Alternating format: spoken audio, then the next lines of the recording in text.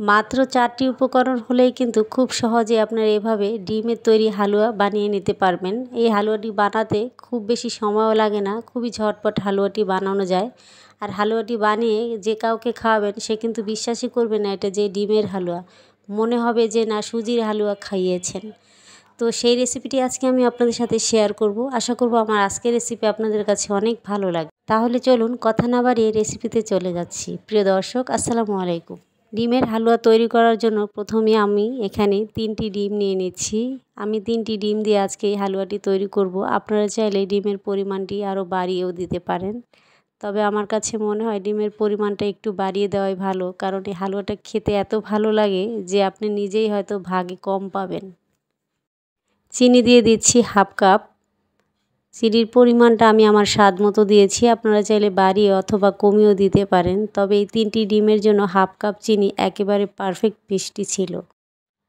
এখন চিনিটাকে খুব ভালো করে ফেটিয়ে নিতে হবে। ডিম আর চিনি খুব ভালো করে কিন্তু আপনি ফেটিয়ে নেবেন যতক্ষণ না এই চিনিটা গলে না যাচ্ছে। তো এই পর্যায়ে এখানে আমি হাফ কাপের মতো ঘি নিয়ে নিচ্ছি। আপনারা চাইলে ঘিয়ের পরিবর্তে বাটার অথবা তেলও ব্যবহার করতে পারেন, তবে আমার কাছে মনে হয় হালুয়ার মধ্যে যদি আপনি ঘিটা ব্যবহার করেন তাহলে কিন্তু হালুয়ার টেস্টটা অনেক গুণই বেড়ে যাবে। তো এর পর্যায়ে আমি এখানে হাফ কাপের মতো গুঁড়া দুধ দিয়ে দিলাম। এখন এখানে একটু সামান্য এলাচ গুঁড়ো দিয়ে দিচ্ছি, এতে করে ফ্লেভারটা কিন্তু অনেক ভালো আসবে আর ডিমের কোনো কাঁচা গন্ধ আর থাকবে না। এরপরে এখানে আমি সামান্য 1 চিমটির মতো লবণ দিয়ে দিয়েছি।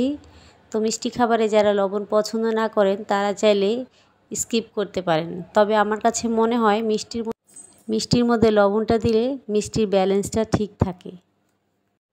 আমি এখানে গুঁড়ো দুধটা ব্যবহার করছি, আপনারা চাইলে লিকুইড দুধটাও জাল করে ঘন করে এরপর এখানে দিতে পারেন। এখন সব কিছু কিন্তু খুব ভালো করে আমি ফেটিয়ে নিয়েছি, দেখতেই পাচ্ছেন। এখন আমি চুলায় একটা প্যান বসিয়ে দিয়েছি। এ সময় চুলার আঁচটা কিন্তু একেবারে আমি কমিয়ে রেখেছি। এখন এই হালুয়াটাকে অনবরত নেড়েচেড়েই রান্না করে নিতে হবে।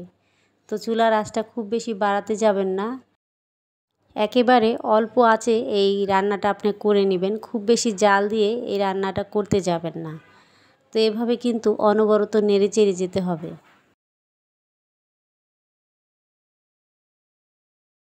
হালুয়াটা রান্না করতে করতে দেখবেন ছোট ছোট দানার মতো হচ্ছে, একেবারে সুজির মতো হবে, দেখে মনেই হবে না এটা ডিম দিয়ে তৈরি করছেন। তো এভাবে কিন্তু অনবরত নেড়েচেড়ে হালুয়াটাকে রান্না করে নিতে হবে। তো দেখতেই পাচ্ছেন আমার হালুয়াটা অনেকটাই হয়ে এসেছে, আমি আরও 10 মিনিটের মতো জাল করে নিব। তো এইভাবে হালুয়াটা রান্না করে নিয়েছি, দেখতেই পাচ্ছেন হালুয়াটা প্যানের গা ছেড়ে ছেড়ে আসছে, ঠিক তখনই চুলা থেকে হালুয়াটাকে উঠিয়ে নিতে হবে। তো আমি একটু বরফি করব, তাই আমি আরও একটু শুকিয়ে এরপর নামিয়ে নিয়েছি। এখন একটা প্লেটের মধ্যে নিয়ে আমি হালুয়াটাকে সেট করে নিব। আর এই প্লেটে কোনো তেল ব্রাশ করার দরকার নাই, এমনিতে হালুয়াটা থেকে ঘিটা এমনিতেই ছেড়ে দিবে, তাই আর তেল ব্রাশ করার কোনো প্রয়োজন হবে না। তো আমি এভাবে করে একটা শেপ দিয়ে নিচ্ছি। এখন উপর দিয়ে একটু বাদাম কুচি দিয়ে দিচ্ছি। বাদামটা একেবারে অপশনাল, আপনারা চাইলে স্কিপ করতে পারেন।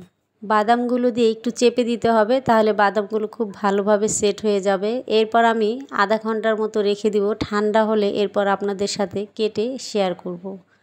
তো দেখতেই পাচ্ছেন আমার হালুয়াটা কত সুন্দর পারফেক্ট হয়েছে। এখন হালুয়াগুলো আমি একটু কেটে নিচ্ছি। এইভাবে যদি আপনারা ডিমের হালুয়া তৈরি করে সবাইকে খাওয়ান, কেউ হয়তো বুঝতেই পারবে না আপনি এই হালুয়াটা ডিম দিয়ে তৈরি করছেন, মনে হবে যে আপনি সুজি দিয়ে করেছেন।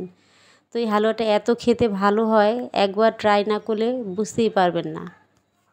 সহজ একটা রেসিপি, চাইলে বাসায় এভাবে আসছে শবে বরাতে এইভাবে ট্রাই করতে পারেন।